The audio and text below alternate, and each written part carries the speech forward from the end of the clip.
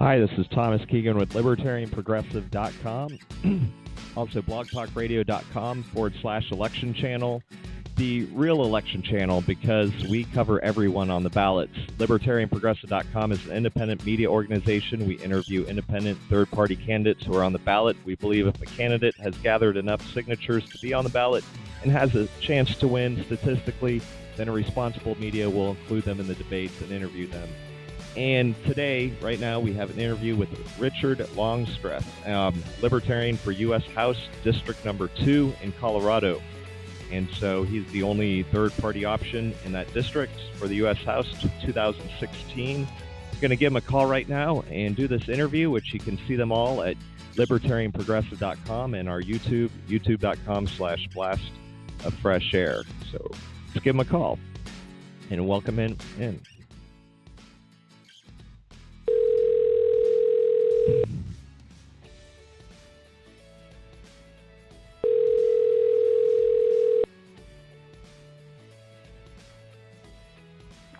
Hello? Hi, Richard Longstreth. This is Thomas Keegan with LibertarianProgressive.com. Good morning. Hi. Good morning, Thomas. How are you? Doing great, and thanks for taking the time to be here to do this interview so our audience has some more knowledge about your candidacy, which is Colorado District Number 2, and you're going to be the only third option in that district besides the status quo, the Republican and the Democrats, and people can visit electlongstreth.com, elect electlongstreth.com. Is that all correct? Or did I? All right. Yep. No, that's absolutely right. All right. So, well, let me ask you first. How long have you been in the District Number 2 in Colorado, sir? I moved to Colorado. It would be August 2014, so about 2 years. All right, great. And now, we want to ask the most substantive question first here. If you have a platform or a set of issues that you're running on that people should be aware of and that you want to champion, please go down the most important issues at a time here. You know, what would you present as your main issues, and why? Okay. Well, I'd say my primary issue is the idea of promoting a very small and limited government, and as small as possible in my mind would be ideal. By making it so that people don't have government interference in their lives, we open the free market up to more possible innovative solutions, cheaper alternatives, and that sort of thing. So that would be my primary kind of umbrella, and that's very generalized. But that's kind of, where I see the role of government is. Our founding fathers intended the government to be as small as possible. That's why they wrote the Articles of Confederation first, and then eventually moved on to what we have today. But they wanted a very small government where the individual had the freedom to basically do whatever they wanted as long as they weren't hurting anybody or taking their stuff. Outside of that, I'd say my two probably biggest issues are going to be the war on drugs and then gun rights. As far as the war on drugs go, I view this as an extremely racist policy, one that targets minorities more than people with wealth or affluency or anything like that, and it was created purposefully in order to keep minorities down, keep voices stifled, and now it's turned into a complex, an industrial complex that serves private prisons, and that's basically about it. So we hear constantly people saying that private prisons are overcrowded, that even federal prisons are overcrowded, and if we eliminated the drug war, one, we would give individuals their lives back. They wouldn't have these felony charges that are frivolous on their records, and two, we would be able to stop overcrowding and really focus more on rehabilitation in prisons. And so that's one area, and then the other area is gun rights, and more importantly, armament rights. When our country was founded, we were founded on the principles of being able not only to defend ourselves, which we hear so often from the Republicans as a need for gun rights, but we also were founded on the principle of being able to defend ourselves from the government if needed. And I view my policy is very simply, if the government can own it, private individuals ought to be able to own it too. There should be no restrictions, especially from the government, to stop private citizens from owning any sort of armament. And so the very first interview I did, I believe back in March, I laid it out there. I said, if somebody can afford even a tank, they ought to be able to buy a tank as long as they, can afford it. It's not subsidized by the government or anything like that. And they ought to be able to defend themselves however they see fit, whether that's against their neighbors or against the government. And that doesn't necessarily mean that these people are going to then turn hostile and attack other people. It's simply for defense. As stated a moment ago, I just believe that if you're not hurting anybody, you should be able to do what you want. And owning weapons and weapons that could cause mass destruction, such as a tank, don't necessarily cause that much harm. It's if they're used improperly, that's when they cause the harm. And so having them purely for defense or purely as a just in case, there's nothing wrong with that in my mind. All right. Now, Richard, since you brought that up, I do have to put you on the spot here just a little bit. Now, what about like nuclear weapons? If a private citizen had the capability, then I, in principle, wouldn't necessarily have a problem with that. I do believe that as a community, if people came together and they didn't want something like that to happen, take a step back. I believe that the role of government should be limited on the federal level, but local ordinances and local communities can still come up with their own rules and regulations and that sort of thing. I just don't see why people that are 2,000 miles away from where I live are making decisions about my state and my community, and that's where I have the problem. So if somebody wanted, nuclear weapons or nuclear energy, I in principle don't have a problem with that, but if they lived in a community that felt otherwise, then that's the right of that community. If we start operating more on a community basis, I'm in the Fort Collins area right now, the northern Colorado area. If that was one of the rules that was passed and I still wanted to own it, knowing that I could simply move, half an hour, 45 minutes away and I'd be allowed to do what I wanted, that would be preferential. But to have this overarching ban on absolutely everything that the government sees as a threat, that's the problem. Now, I just want to say, principally speaking, I admire your stance on the principles. Now, someone who is in your district or who might want to support you, consider that you do have to work with Congress. There's a difference at this point in society between principles and what you're probably going to pass. And if we all could pass a thing like that, where we all had the equal ability to defend ourselves, then we probably would be in a society where we'd all be living by the golden rule anyway. So, it's kind of like one of the founding fathers says, a republic is only going to work with a moral people. I think that was John Adams. So, if you have a moral people, we wouldn't need government in the first place probably anyways, besides just like a moral golden rule.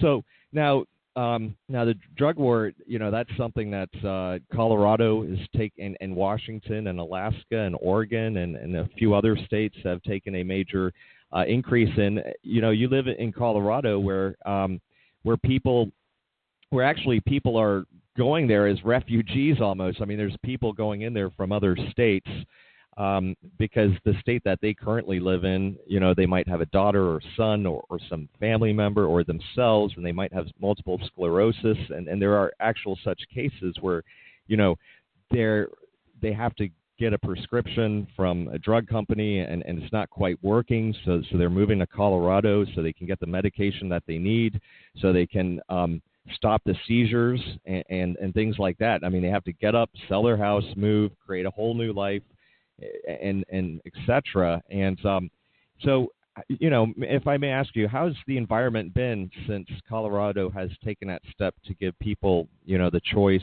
to grow and sell and, Sure. Yeah. Yeah, so I did come from a prohibition state, which was Tennessee, and the attitudes in Tennessee were very much anti-marijuana.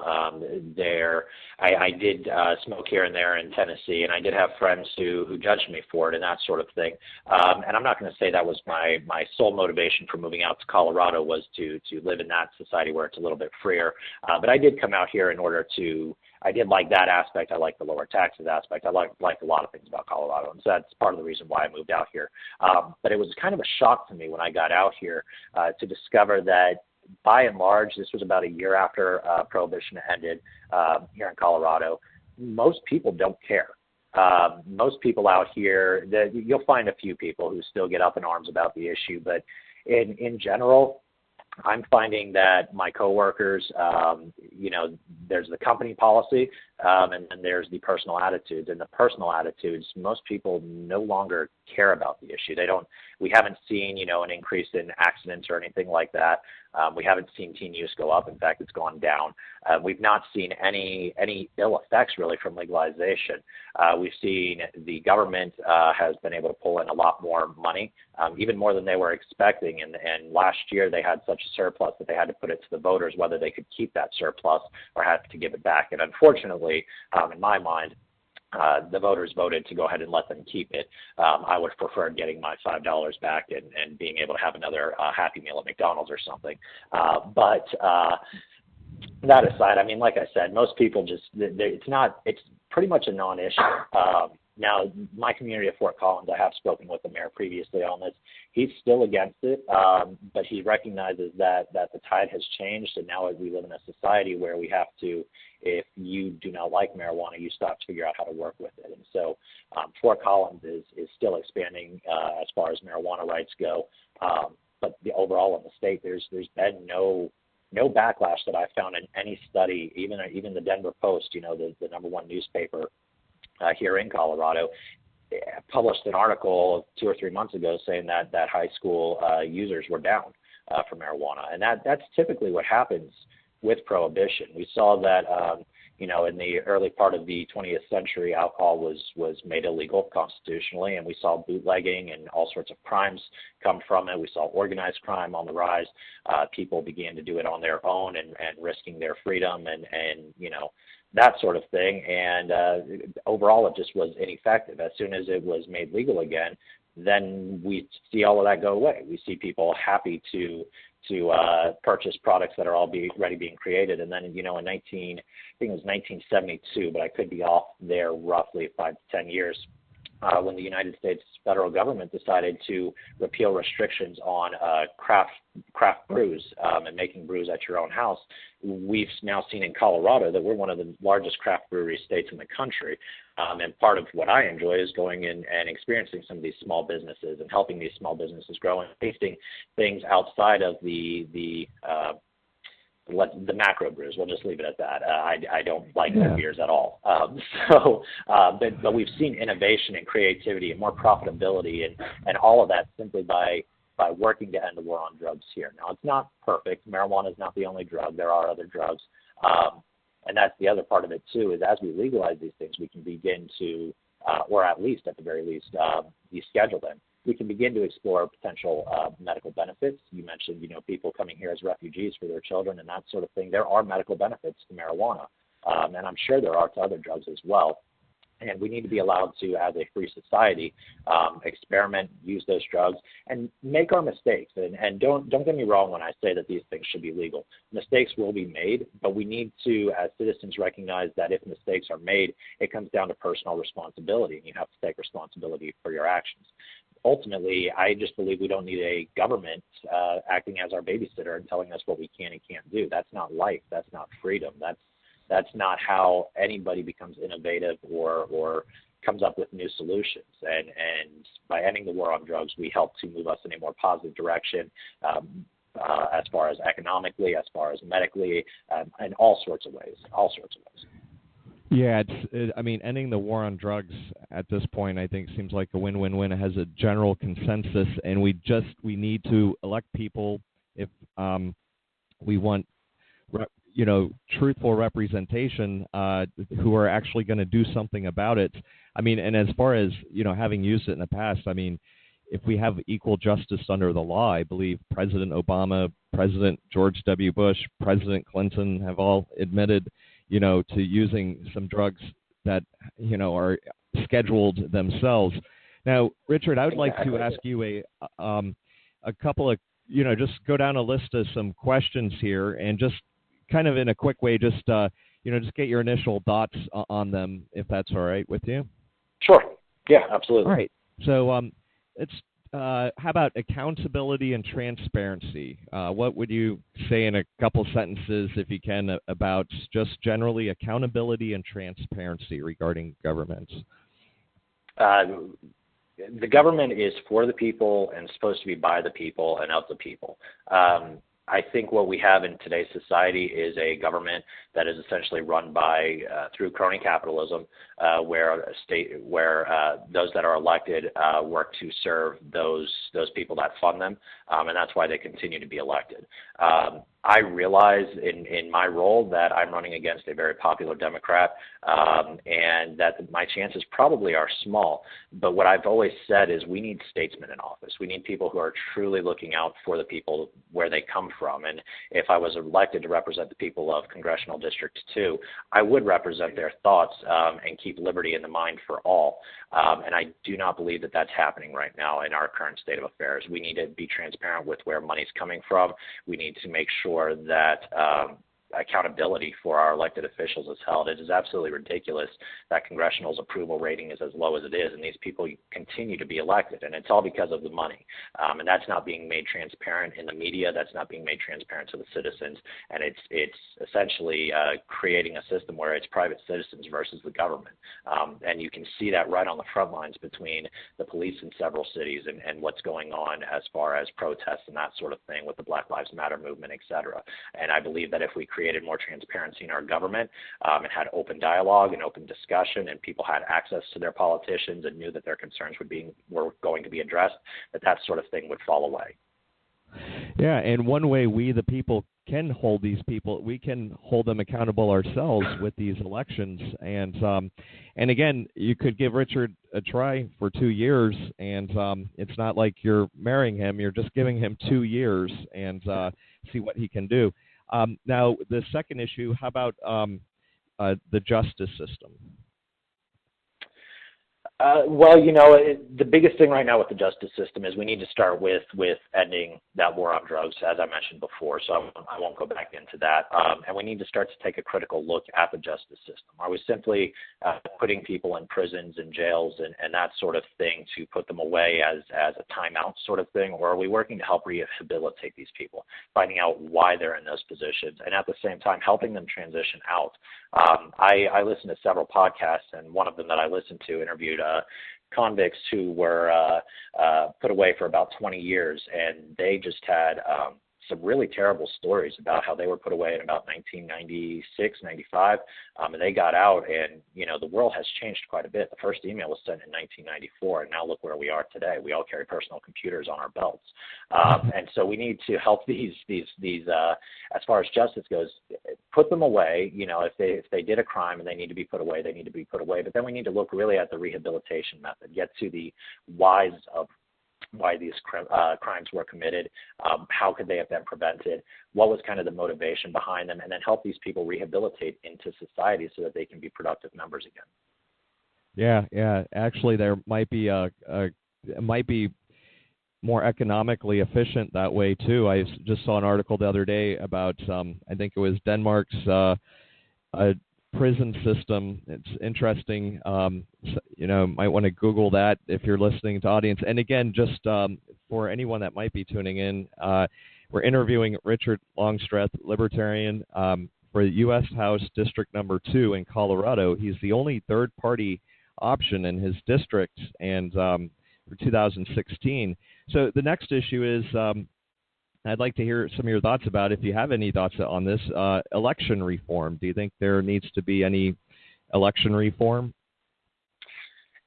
Yes, but as far as what that looks like, I'm not sure. I mentioned the idea of crony capitalism before. We definitely need to look at the idea of corporations buying elections and a few rich people buying elections. At the same time, I believe in the value of free speech, and part of free speech is being able to vote with your dollars. I think what we really need in order to fix election reform maybe isn't more rules, but less rules, and then letting the people, our culture kind of evolve to a point where we begin to listen to issues more instead of advertisements and getting sucked into the main media kind of perspective on things. We need to get to know our politicians and recognize that we want somebody who's going to represent us instead of falling for the same two parties running the system and electing the same individuals. So yes, I do think we need some sort of election reform, but I'm not entirely sure what that would look like, and I would be open to suggestions and discussion and reaching out to my constituents to see kind of what their thoughts were and kind of looking at that agenda. Yeah, that's good to reach out, and maybe the constituents do need to take responsibility in a sense too. I would throw out maybe score voting might be something to look at. Well, sure. How about the next issue? And you know, I also do like the idea of approval voting as well. How we get there from where we are right now. In an approval voting kind of world, you can vote for as many people as you'd like, and then whoever comes out on top from that would be declared the winner. So for example, let's say you liked my position and you liked some of my Republican contenders' positions. You could vote for us, both of us, and then it would just be whoever received the most votes overall.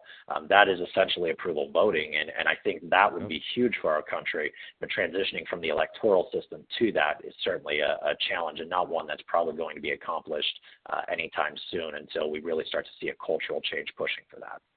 Yeah, and more people like you that would be open to that, maybe a none of the above on the ballot as well. Oh, yeah, absolutely, yeah. What about small and mid-sized businesses? Any thoughts on small, mid-sized businesses? Well, you know, my thoughts right now are that if you want to open up a small business, you already don't have a lot of money. You're generally one of these people who say, I think it would be a good idea to have a business that does X, Y, Z. And so you kind of go into your savings, you empty what you can, you get loan from banks, and you go ahead and you try it. And sometimes it's successful and sometimes it fails. I think the reason why it fails so often is the government steps in and taxes these small business owners through the roof. And really makes and puts a hardship on them as far as success goes. So we're seeing small businesses taxed like crazy, but then we see big businesses that are getting all sorts of tax write-offs for doing various favors for the government or donating, you know, certain dollars to charities and that sort of thing. And that's something that a small business simply can't do. And so these small and mid-sized businesses, I think that our government is built in such a way to discourage this sort of practice of opening your business. We talk outside on one side of our mouth and say that you can be whatever you want to be, you can grow into this and create your own business and become independently wealthy and have all of this influence. And then on the other side of our mouths, we say, well, you got to pay, 40 to 50% in taxes, you have to pay these licensing fees, you have to have all these additional costs that inherently can kill the business. If they're busy paying all of these fees to the government, they can't advertise. They can't focus on putting out a better product and that sort of thing. So, yeah, I believe the government needs to take a step out of business, and we need to embrace the ideals of the free market that we were originally founded on, and let businesses, if they flop, they flop. If they succeed, they succeed. But the government shouldn't be a factor in that at all. Yeah. And all right, so how about I'm just going to put this into one category here: military spending / foreign policy. Okay. Yeah, one category works really well. But kind of what my thoughts are is we have for way too long been involved in military affairs overseas and outside of our country that they don't directly benefit us. They may benefit certain industries, such as the oil industry. We may go into a country to help get more natural resources for private industry that then in turn helps back the government and that sort of thing.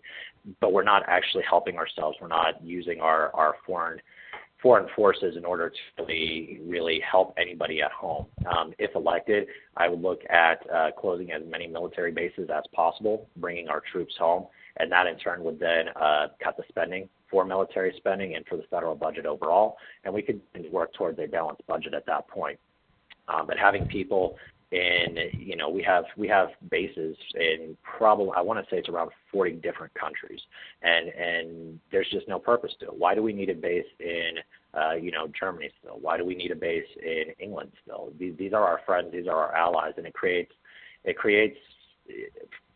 I could imagine it would create a sense of distrust amongst these nations just by us simply being there. And at the same time, in destabilized regions where we establish permanent bases, we're going in and we're sending in drone strikes and we're destroying innocent lives in the hopes that we're hitting the target that we want, or we're looking at the innocent lives that are destroyed as casualties, but at least we got the main guy we were going for. That in turn leads to a cycle where, if we bomb somebody and a child loses their father or their mother, they then grow up and they become that person who wants to seek vengeance on us because we killed their father or their mother. And then at the same time, if they become a target, and they have a child, that just continues over and over. And so we need to look at a way to be less involved militarily and work towards trying to solve our foreign entanglements through discussion and peaceful means, and just see where that takes us and give it a try. We used to have this non-intervention sort of policy prior to World War II and World War I. And now it seems that we've become the world police. I mean, of NATO's forces, about 60% are supplied by us, and yet this is a country of people who are allied together. They're all modern nations, and they all have the ability to send troops. Our military spending is the highest spending of the top 25 countries for military spending, and something like 22 of those 25 countries are all our allies. It's time for us to take a very serious look at our foreign policy and what role we want to play in the world. Do we want to be the world police? And if so, then I guess that's one route. I don't believe that that's a route that our country should be involved in, though. I believe we should work as a player to help the world start to solve problems peacefully. All right, thank you. And now I had this issue as government contracts, bailouts, i.e. crony capitalism. You did touch on crony capitalism a bit. Could you say a little bit about government contracts?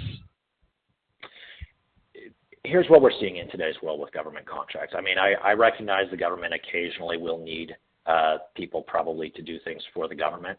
I would say that we need to take a hard look at the Constitution and determine if what we're asking the government to do is constitutional or not. If it's not, then those contracts simply shouldn't exist, and private citizens can fund them, or private companies can determine if they want to do those projects. Now, for those things where the government does need contracts, i.e. they're building a government building, new infrastructure for themselves, and it's a place where they simply need to update and that sort of thing. I believe that if you're going to have a government contract, since we are of the people and by the people, it needs to be available to all peoples to apply for that contract. And we need to have a process in place where anybody who has a business who's interested in a government contract can interview and go over their proposals and that sort of thing. In today's world, it has become, tying into crony capitalism, it's become a situation where, if Halliburton wants a contract, Halliburton pretty much gets the contract and nobody else can compete. And it's not just Halliburton, it's all the companies that have ties deep into the government. And that's simply not fair. There's a lot of benefits to having government contracts. There's also a lot of non-benefits to having government contracts as well. But any citizen with a company who feels that their company could provide the service the government needs ought to be able to apply and have a fair say against these people and be able to be considered. The other thing is as we're looking at government contracts, we also need to look at proper oversight over those contracts.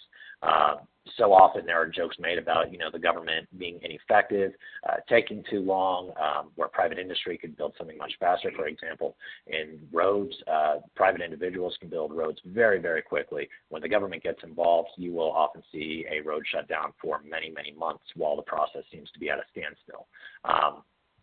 If we reevaluate how we do contracts and reevaluate supervision of those contracts and actually hold people to those contracts, we can get fiscal monitoring and make sure that money is being well spent, and we can make sure that projects are actually being completed in a timely and efficient manner. And again, that's only if if contracts are created for things that the people feel are roles of government and that sort of thing, not because the government says we need a contract for this and they just kind of create one for no real constitutional reason.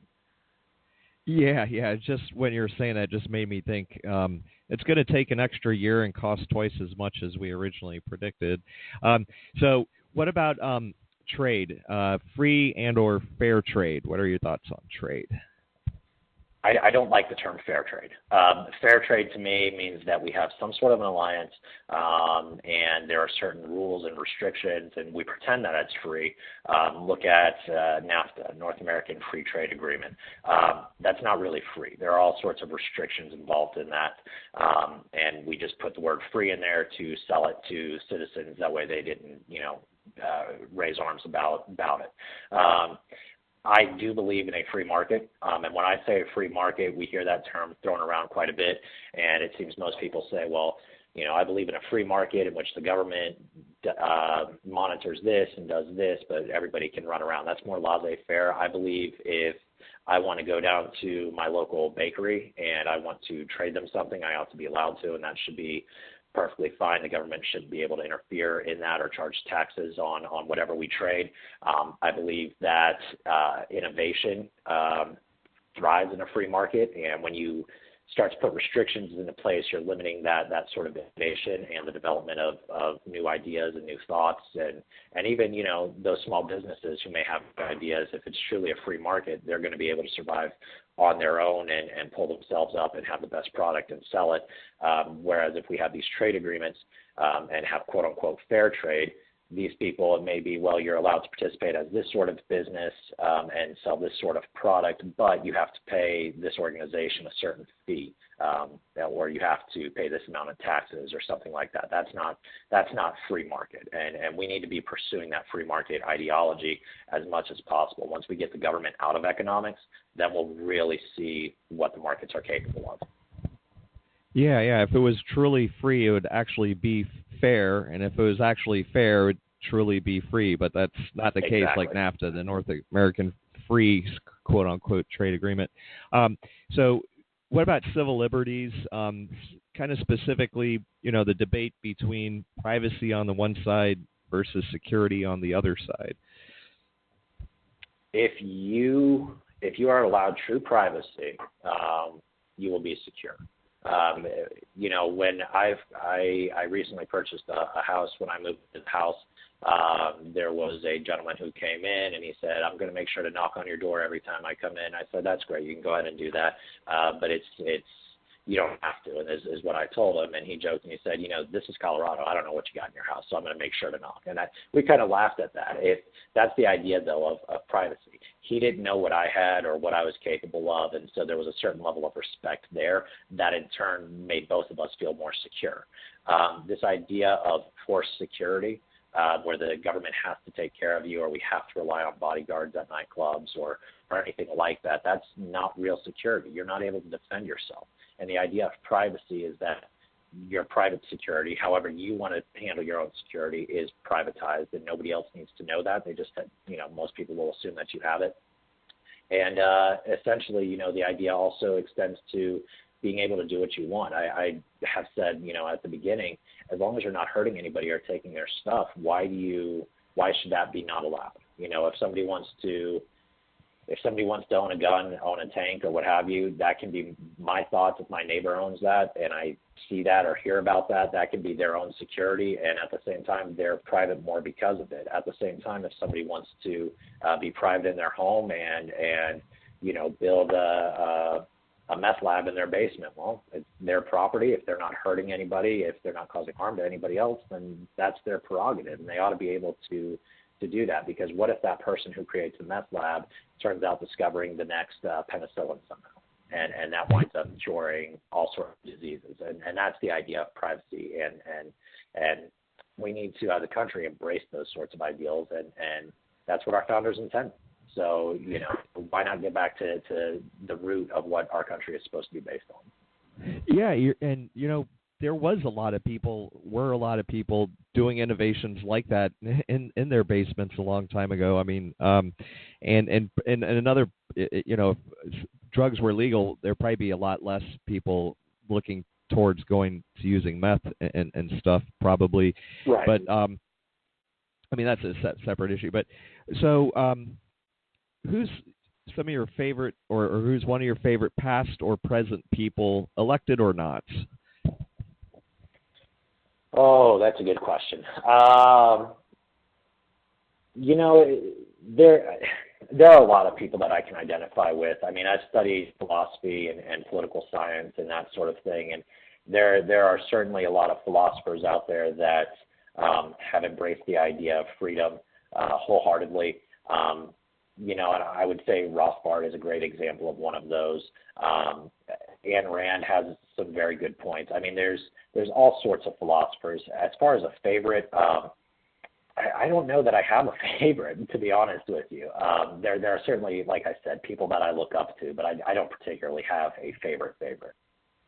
And that's an absolutely valid way to answer the question. And now, any local issues or issues that we didn't discuss here that you'd like to expand on? Nothing in particular. One of the things for Colorado that I see that I do believe needs to be addressed is these marijuana dispensaries are being charged in some cases, 40 to 45 to 55% in taxes on sales. I feel that what we need to work on in Colorado is lowering taxes. We already have the Tabor Amendment to our Constitution, which guarantees certain things for taxpayers. That's the Taxpayers' Bill of Rights. And that's a great first step, but there are still certain issues, certain things that we need to look at and address there. And those can certainly be applied at a national level as well, looking at making it so that citizens have more rights under the law, especially when it comes to their money and their paycheck. And so that's what I would say is kind of bigger issues in my mind here in Colorado, is making it so that people have the freedom to do what they want with their money more freely than they do right now. And Richard, here's the final question. I just, in the spirit of the name of our website, Libertarian Progressive, about building consensus in this time and day, please give me a pitch to reach out to try to convince why someone, and I don't like these terms always, but someone who's on the left, if you're going to give them a pitch to why they should elect you in District Number 2 when there's a Republican and a Democrat out there, but you're the Libertarian, the only third option on the ballot, and why this year Sure. in 2016 they should Sure. cast their vote for you. Sure. So, when it comes to the left and the right, this is what's key to remember with the Libertarians. And so often I don't like this phrase, but it's the easiest way to kind of introduce people to the Libertarian Party, is we tend to be fiscally conservative and more socially liberal. But when it comes to those social issues, when we look at it from the left side, we're more about freedom. It's not necessarily that, when it came to the issue of same-sex marriage, we weren't pushing same-sex marriage through the government. We weren't pushing that the government had to make a decision on this. We were just pushing it from a perspective that people ought to be able to do what they want in their bedrooms, and that the government shouldn't really interfere and that sort of thing. So on the one hand, some libertarians were upset that the government ruled on this issue. On the other hand, I'd say the vast majority of libertarians, when they could take a step back, realized that, as far as freedoms go, it was a great advancement in freedom for people that are in same-sex relationships. So my pitch kind of to more left-leaning people would be, let's take a look at the issues, see what you truly believe, and let's see what the Libertarians believe. We may be coming at it from different sort of perspectives, but I think ultimately the left would find that the issues that they kind of champion as far as personal freedom really, really are the same issues that Libertarians are wanting to champion in the name of personal freedom. As far as conservatives go, what I tell people whenever I attend outreach events is we talk about the small business aspect and the number of taxes and fees and that sort of thing that are involved. And I've talked with several small business owners who said they simply couldn't make it because of government restriction. I tell them, well, wouldn't you love to keep your own money? Wouldn't you love to be able to spend your money how you feel it should best be spent? Wouldn't you love to see the government downsized a little bit and you be able to have more in your pocket and then turn around and help those that you feel need help, rather than having to send your paycheck and your quote-unquote charity dollars or tax dollars to the government? And that kind of opens their eyes to, okay, maybe there is something to this. And so both sides identify with the Libertarian platform. And both sides, if they're willing to listen, could see that maybe our motivations are different on some of the issues, but ultimately we all kind of want the same thing. I always push people to go and take the isidewith.com quiz and see where they end up. And I find that most people are surprised at it. Now, I personally, Hillary Clinton ranks a little bit lower to me than Donald Trump does, but I know libertarians where that's opposite, and Hillary Clinton's a little bit higher than Donald Trump. And that's okay. We're both libertarian. We're both pushing that idea of freedom and personal freedom and, being able to do what you want with your body in the bedroom, with your money, et cetera, et cetera. And ultimately, I think most Americans, if they can take themselves out of I've always voted Democrat, or my parents made me vote Republican, and so I have to too. If we take them out of that mentality and open them up to the issues and the philosophy, then they will ultimately find that the libertarians are who they will identify with the most. And that's something else to remember too, is the Republicans and Democrats are primarily are both issue-driven parties. We are a philosophically driven party. So consistently, no matter what the issue that comes up, we're going to say we want freedom for the individual. Whereas the Republicans or Democrats, you may disagree with them on an issue, but do you identify with the libertarian philosophy? And that's kind of what I would push, is we're a philosophical party versus an issue-driven party, and so that's what makes us seem a little bit different at times. But ultimately, I think most people agree with us. Yeah, that's a very interesting way to say it. A philosophical party and or just a philosophy in itself. So regardless if you're, a Hillary or a Donald supporter, I think, anyways, congressional politics is a lot less divisive than the presidential, and I don't even get into the presidential politics.